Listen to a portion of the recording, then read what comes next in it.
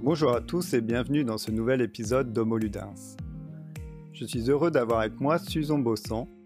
Suzon était intervenu dans un épisode précédent avec Mathieu Boucher, Delphin Darro et Jérôme Nicolas pour nous présenter le jeu pédagogique Codroid 19. Et si ce n'est pas déjà fait, je vous encourage à découvrir le jeu et à écouter l'épisode qui lui est consacré. Suzon est donc de retour sur Homo Ludens pour nous parler d'un événement autour du jeu, les Frappés du Game. Cet événement aura lieu le dernier week-end de janvier à Saint-Malo. J'espère pouvoir soutirer quelques informations sur ce qui nous y attend. Salut Suzon. Salut Mathieu. Alors, les Frappés du Game, c'est quoi en quelques mots ? Les Frappés du Game, c'est en fait un week-end où les participantes et les participants vont créer par équipe, en collectif, des serious games sur un sujet de société. On a voulu, en gros, c'est une game jam pour ceux qui connaissent ce qu'est une game jam ou un événement qui est très proche d'un hackathon, mais dédié au serious game, à la création de serious games. Et qui est-ce qui t'accompagne dans cette aventure ? Aujourd'hui, l'équipe est assez restreinte sur le démarrage puisqu'on est 2, Delphin que tu as cité tout à l'heure qui travaillait sur Codroid et puis, on attend, de manière imminente, l'intégration et le soutien de, Aurélien, Will et Herman, Ntsunga Matondo. J'espère que j'écorche pas son nom parce que je le prononce pas tous les jours. Qui sont 2 agilistes facilitateurs et qui vont nous accompagner, nous aider sur le projet, notamment pour toute la partie logistique. Et alors, pourquoi est-ce que vous avez eu envie de créer cet événement ? Les Frappés du Game, c'est né d'un constat, c'est que, on a participé, Delphin et moi, en fait, on a participé chacun à pas mal d'événements, que ce soit alors moi beaucoup plus des game jams, lui plus des hackathons, mais qui, dans tous les cas sont des moments, des temps très forts où on travaille en collectif sur, l'élaboration d'un projet. Donc pour les game jams, un serious game. Et c'est toujours un moment qui est extrêmement riche parce qu'on fait des super rencontres, parce qu'il y a le côté, c'est presque enivrant, enfin c'est très, on est pris dans le rythme de la création, on crée quelque chose, on échange, potentiellement on dort peu parce qu'on n'a que 48 heures pour créer quelque chose. Donc c'est vraiment c'est très dense. On en ressort en général, fatigué mais heureux, enfin fatigué et heureux je devrais dire et sauf que, moi le constat, qu'on s'est fait, c'est qu'il y a 2 choses. La première, c'est que souvent ce qu'on crée, ça reste dans les tiroirs. C'est-à-dire que, pour avoir, créé des super jeux franchement, et avoir vu des super jeux créés dans des game jams, ben, on n'en fait pas grand-chose. Donc notre idée, ce serait, alors j'espère qu'on va réussir à la concrétiser, mais ce serait de permettre aux jeux, aux lauréats d'être édités et d'avoir un partenaire qui permet de passer du prototype, qui a été produit pendant le week-end à une version qui est, diffusable, en open source, hein. L'objectif, c'est bien que, ce soit, mis, à disposition de la société, hem, parce que c'est sur un sujet de société et que notre objectif, c'est, d'apporter notre petite contribution pour faire un monde meilleur demain. Donc en tout cas de faire, éditer, de permettre, une relecture, des ajustements s'il y a besoin d'ajuster le jeu et ensuite, de permettre son édition, le côté graphisme, et cetera. Donc ça, c'est le premier constat, c'est que, on avait envie que ça serve vraiment à quelque chose, donc d'essayer de trouver des solutions à ça. Et puis, le deuxième élément que je cite en deuxième, mais qui est le plus important, c'est parce que je vais m'y attarder, c'est que, on avait envie que ce soit un week-end, en tout cas un temps qui soit apprenant. Moi, je fais de la formation à la pédagogie, je crée des serious games, je suis voilà, mon travail, c'est de faire que les gens, aiment apprendre et de, former les gens qui transmettent justement à transmettre autrement pour que ce soit, plus fun et redonner vraiment le goût d'apprendre à tous et toutes. Et donc, c'était un peu logique qu'on se pose la question de comment est-ce que, on peut faire qu'il y ait une montée en compétences des participants à ce week-end? Pour que ce soit pas juste: «J'ai passé un super moment, j'ai créé quelque chose en collectif». C'était super, mais ça s'arrête là. Donc ce qu'on a fait, c'est que, on a travaillé sur le fil rouge. D'abord pour, vraiment encadrer, la création, guider la création. On s'est inspiré, tout simplement du design sprint et de toutes les méthodes, qui existent, hein, autour du prototypage, enfin voilà, de la création de projet. Et en fait, on va proposer, aux personnes qui participent au week-end de suivre, s'ils le souhaitent, il y a aucune obligation, suivre ce balisage, hein, et ce balisage, il va être fait par des ateliers, avec des experts qui vont venir partager leur expertise sur le point, heu, le moment en fait, hein, du sprint où on se trouve, et proposer, par exemple des méthodes, qui sont particulièrement des méthodes de travail adaptées au moment. Je pense notamment à, comment est-ce qu'on peut trier les idées et arriver à un consensus autour d'une idée, ou un autre moment sur une expertise et un point d'apport particulier sur les serious games au hasard, hein, mais voilà, ou sur de la pédagogie. En gros, avoir des apports, des ateliers qui vont permettre, de monter en compétences, de mettre en pratique. Ceux qui le souhaitent, les équipes qui le souhaitent pourront intégrer et mettre, tout de suite, prendre l'apport de l'expert et le mettre, tout de suite, en application dans la création de leur serious game. C'est totalement libre. Les participantes peuvent, décider d'aller à l'atelier ou pas, de mettre en œuvre ou pas. L'idée, c'est qu'à la fin du week-end, chacun puisse se dire: «C'est super, j'ai participé à un week-end qui était, hyper riche en rencontres. J'ai eu la joie de créer quelque chose en collectif, de créer un jeu». Et en plus, j'ai appris moi des choses que je vais pouvoir réinvestir dans mes projets, perso, pro, enfin voilà, des méthodes de travail, de la théorie sur les serious games et autres, hein, ou sur l'agilité ou voilà. Donc vraiment, finalement, on est parti du constat de ce qui nous manquait nous dans les game jams et dans les hackathons pour créer un format qui est un peu hybride et qui mixe, ce qui est important pour nous et qui vient pallier en tout cas «le manque d'apport» entre guillemets, hein, parce que c'est toujours riche, mais voilà. Donc voilà comment sont nés les frappés du game. Et j'ai l'impression qu'il y a pas mal de parallèles aussi avec l'expérience que vous avez eue en créant, Codroid 19. Est-ce que c'est, suite à la création de ce jeu pédagogique que vous avez eu, cette envie de partager cette expérience à d'autres personnes? Alors, je serais tentée de te dire oui, mais ça serait pas tout à fait sincère, hein. Il se trouve que dans l'équipe de Codroid, on est plus ben, on a tous le même constat. Je pense que c'est pas Codroid, mais plutôt les échanges qu'on a eus autour de Codroid sur ce qui nous manquait dans les game jams et dans les hackathons, c'était la partie réalisation. Donc ça a été les premiers échanges et on s'est dit que Codroid, ça avait ça de super, c'est qu'on avait une réalisation, on avait une diffusion.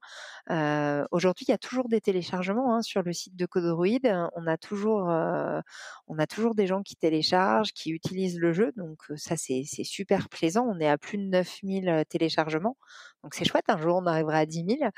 Hem, donc ça nous a vraiment apporté et ça nous a amené à nous enfin, en tout cas, on s'est posé la question de qu'est-ce qui nous manquait et ça nous avait apporté, lors de la création de Codroid et du coup, en échangeant sur, la différence entre un game jam classique et ce qu'on avait créé nous comme game jam à nous et notre projet à nous et ben, on s'est dit qu'il manquait aussi le côté montée en compétences capitalisation, formation et on avait un constat global. Donc on s'est dit qu'il y avait peut-être quelque chose à faire. Alors pour passer de l'idée au concept concret, il y a sûrement plusieurs étapes. Tu as parlé de cette phase de réflexion avec les autres partenaires de Codroid 19. Par quelles autres phases vous êtes passé pour en arriver jusqu'à cette définition de ce format pour l'événement des frappés du game? En fait, c'est beaucoup d'échanges. On a passé des heures à échanger sur, qu'est-ce qu'on voulait, qu'est-ce qui était important comme information. En fait, simplement, on s'est mis à rêver à ce qu'on aimerait nous, ce qu'on aurait aimé vivre et ce qu'on aimerait vivre si on participait à un week-end de ce type-là.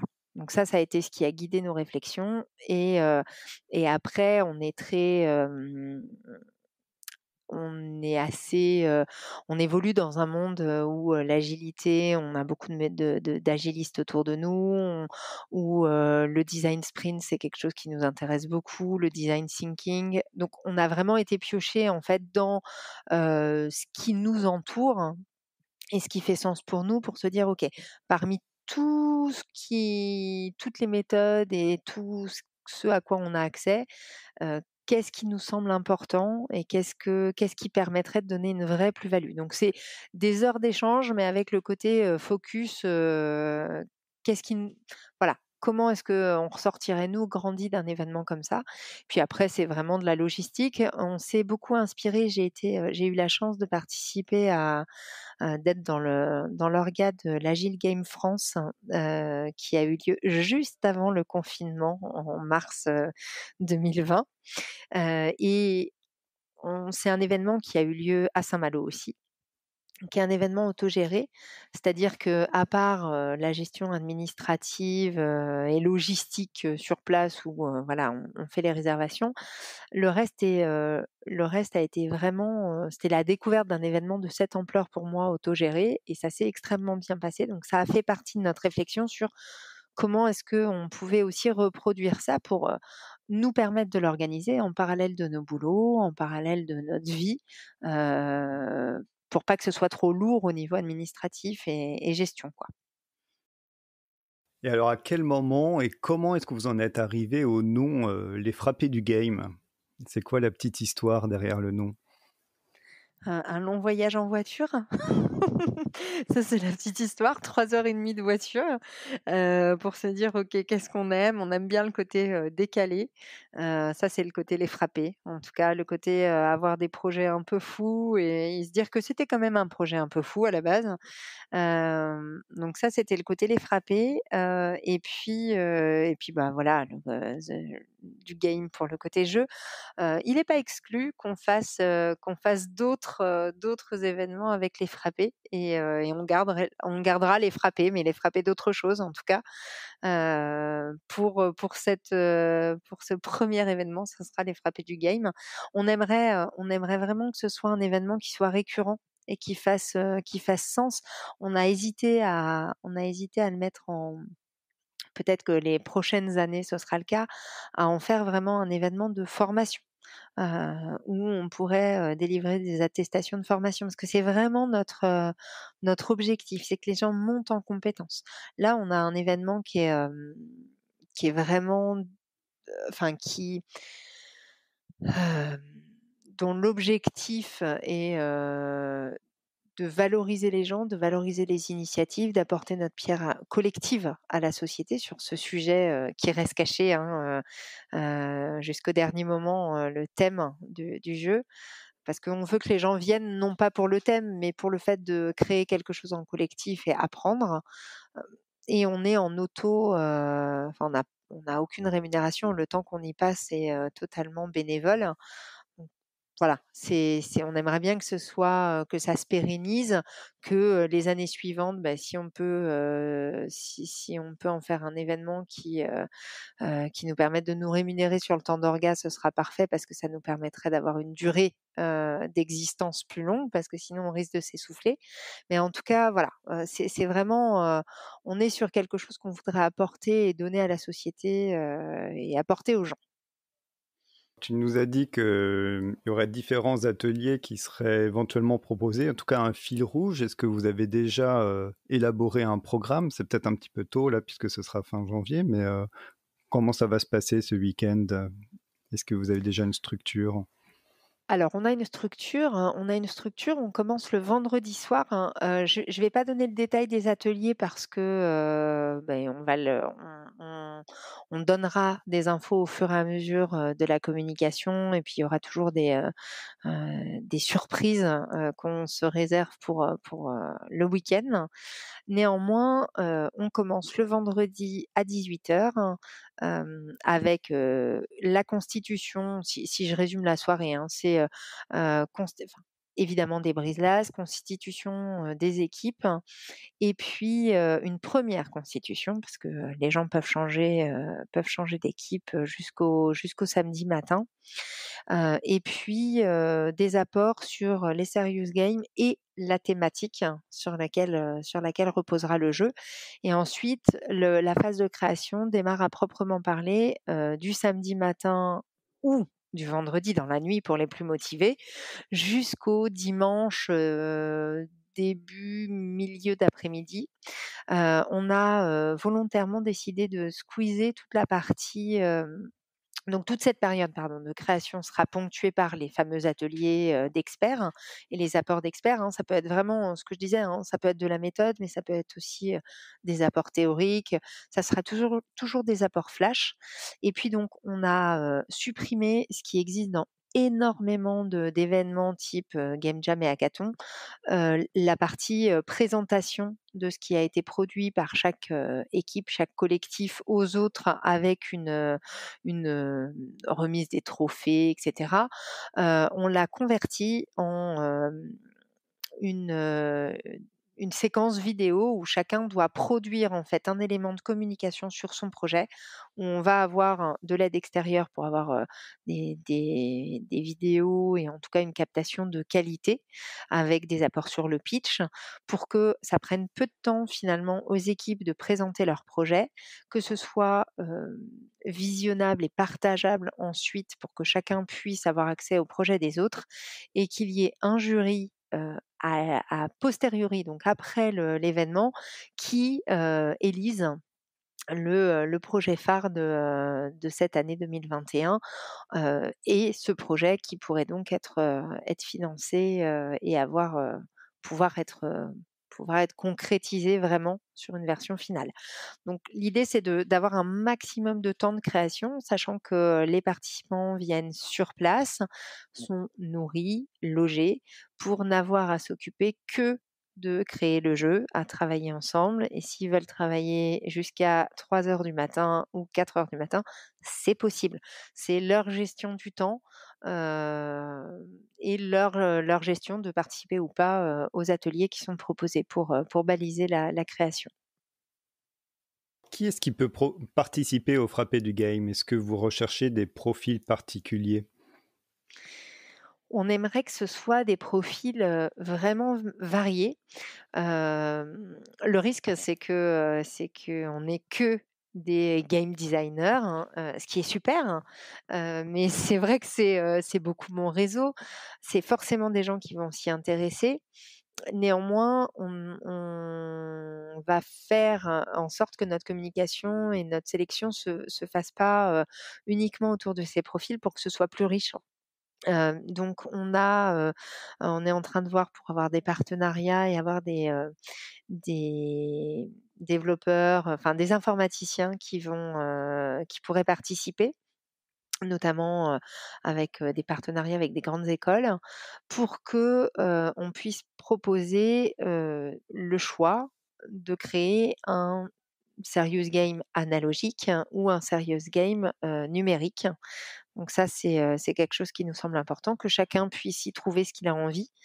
On va avoir aussi, des gens qui peuvent être intéressés au niveau du graphisme, hein, dans l'univers, qui sont, des joueurs, et qui voudraient apporter, leur pierre, à l'édifice, niveau graphisme. Des gens qui sont des agilistes aussi. Alors je sais on a beaucoup de demandes aujourd'hui d'agilistes qui sont intéressés. En gros, c'est toute personne qui a envie, il y a vraiment aucun besoin d'être spécialiste. Ça, je vous donne des profils, enfin, je te donne des profils clés, mais finalement, quelqu'un qui a juste envie de découvrir ce que c'est qu'un serious game, et qui a envie de créer quelque chose et d'apprendre, eh ben, il est le bienvenu. Et il trouvera sa place parce que, il y a énormément de choses à faire. Il y a énormément de recherches, énormément de voilà, hem, il y a plein d'étapes dans la création d'un jeu et il y a pas forcément besoin d'être spécialiste pour prendre sa place.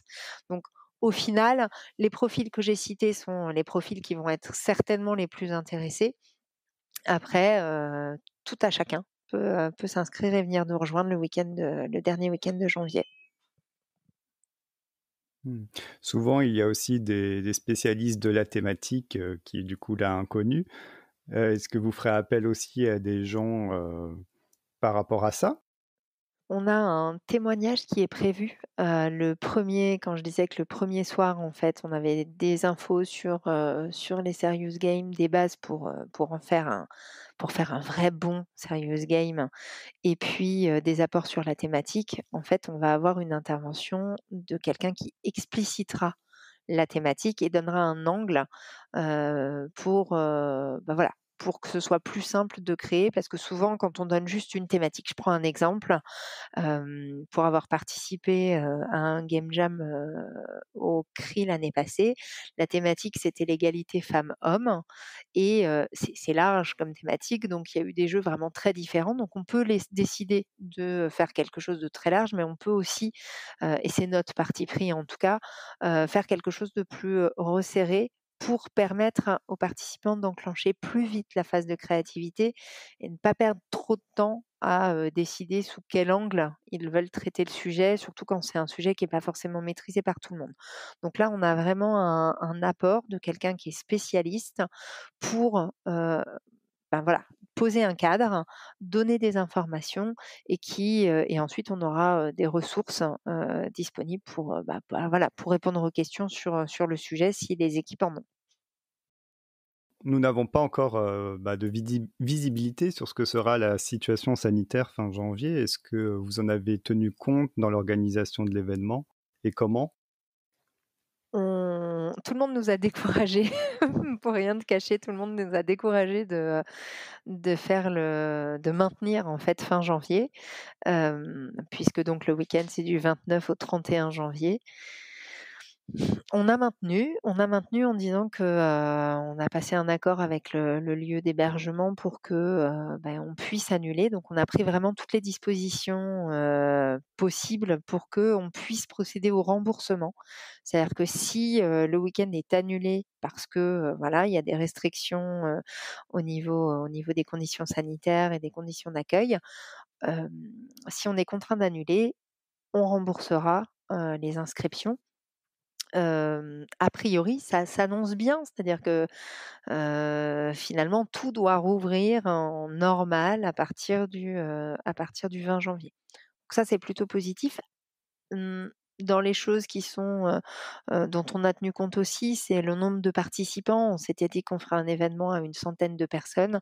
On a réduit à 50 pour être certain d'être dans de bonnes conditions d'hébergement, d'accueil et après sincèrement, les lieux d'hébergement aujourd'hui tiennent vraiment compte des contraintes sanitaires, mettent en œuvre énormément de mesures, que ce soit sur la circulation, sur les temps collectifs de déjeuner, de dîner, de café, et cetera.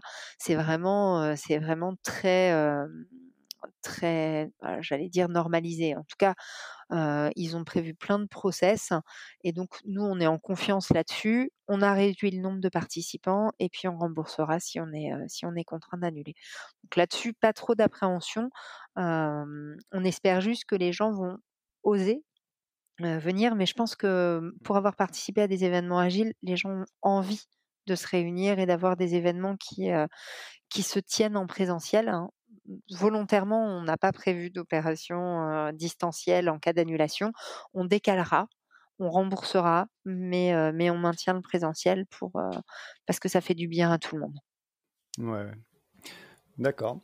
Alors une question plus générale, puisque c'est un gros événement là que vous organisez avec beaucoup d'intervenants différents, est-ce que tu as des conseils à donner pour des personnes qui aimeraient organiser un tel événement sur la création et l'organisation de ce genre de projet? Je dirais que, il faut, il faut franchement alors déjà avoir, confiance parce que finalement ça se passe bien, et que, globalement, en tout cas mon expérience montre que, quand on a, alors nous, on a le carnet d'adresses et en tout cas, on va beaucoup solliciter, des intermédiaires pour nous mettre en relation avec les personnes qu'on vise, pour intervenir si on les a pas dans notre carnet d'adresses. Hormis ça, qui prend du temps, la com prend du temps. Le reste, il faut vraiment faire confiance et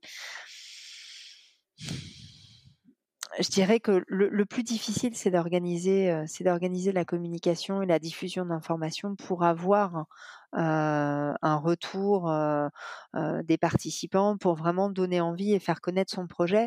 Après l'organisation, pratique, elle se fait facilement. C'est un peu de gestion, un peu d'organisation, mais ça se fait simplement. Les intervenants, surtout maintenant que la visio, enfin elle a décomplexé, on a beaucoup plus facilement les gens, en contact.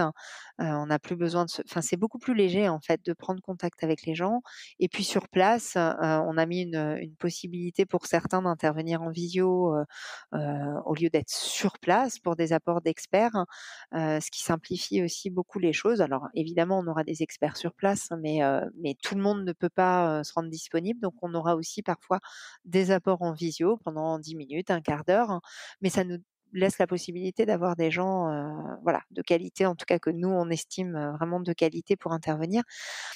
Donc mon conseil, c'est de se faire confiance et puis de se dire que si tout n'est pas parfait, ben, c'est pas grave, ça a le mérite d'exister et quand on n'ose pas et ben, il y a rien qui se passe donc finalement, voilà, d'y aller et puis de prendre le risque que ce soit, dans des conditions pas toujours optimales mais finalement, d'expérience pour en avoir organisé, beaucoup de projets, ça se passe bien.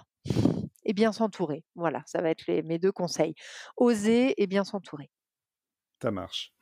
Alors du coup, on arrive à la fin de l'entretien. Est-ce que tu souhaites rajouter quelque chose? Mmh, eh bien, oui, rejoignez-nous. En tout cas pour toutes les personnes qui sont intéressées pour regarder ce que c'est que les frappés du game, se rendre sur, www.lesfrappés, FRA2P2ES.fr pour regarder un petit peu en quoi ça consiste. Faites-nous confiance, il y aura plein d'intervenants, ça c'est sûr. Ça se fera vraiment dans une ambiance conviviale et puis, ce sera apprenant, en fait. On est vraiment sur un côté, formation action. Tout n'est pas dévoilé, c'est peut-être notre plus de gros challenge, c'est, de dire aux gens, de s'inscrire sans avoir effectivement la liste des intervenants, sans avoir, la liste des thématiques, mais de la même manière où ils iraient à un game jam pour passer un moment de création autour du jeu et ben, c'est la même chose sauf que là, en plus, ils auront la possibilité d'apprendre des choses et de monter en compétence sur des sujets, liés à la création. Donc c'est peut-être notre plus gros challenge. Super, ben on a hâte. Merci beaucoup, Susan. Merci beaucoup Mathieu. À bientôt. À bientôt. Merci d'avoir écouté jusqu'au bout. N'oubliez pas de vous abonner et de parler du podcast autour de vous. À très bientôt.